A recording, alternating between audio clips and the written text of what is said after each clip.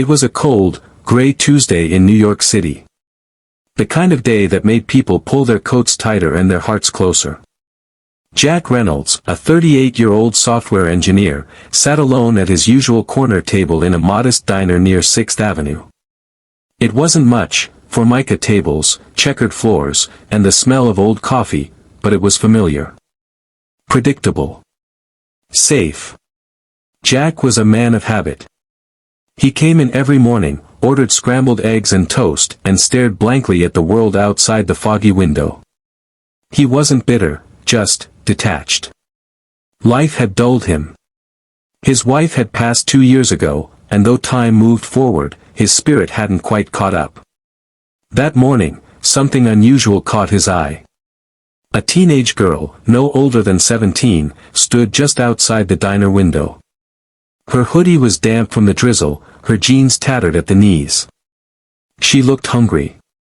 Not the kind of missed breakfast hungry, but the kind that makes your bones ache and your pride dissolve. Jack watched as she slowly stepped inside, eyes darting around nervously. She approached the counter and asked softly, "How much is just a coffee?" The waitress gave her a sympathetic look. "$2.50, sweetheart." The girl counted out coins, nickels, pennies, a single dime, then looked down, defeated. Jack didn't think. He just acted. "I'll cover her meal," he said, standing up. "Whatever she wants." The girl looked at him, startled. "You don't have to." "I know," Jack replied gently. "But I want to." She hesitated, then whispered, "Thank you, sir." Jack smiled. "Name's Jack." "I'm Emily," she said, her voice trembling. "Thank you, Jack." "Really?" They didn't talk much after that. She ate quietly, a grilled cheese and soup.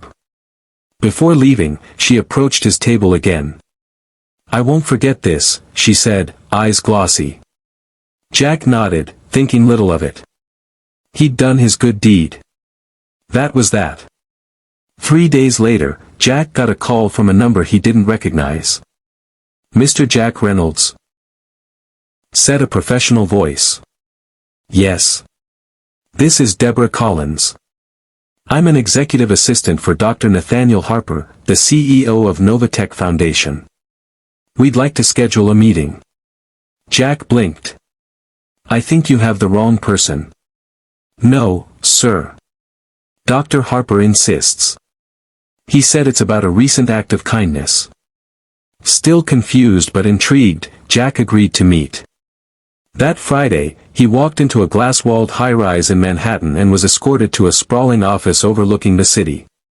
Behind a sleek mahogany desk sat a man in his 60s with kind eyes and an energy that filled the room.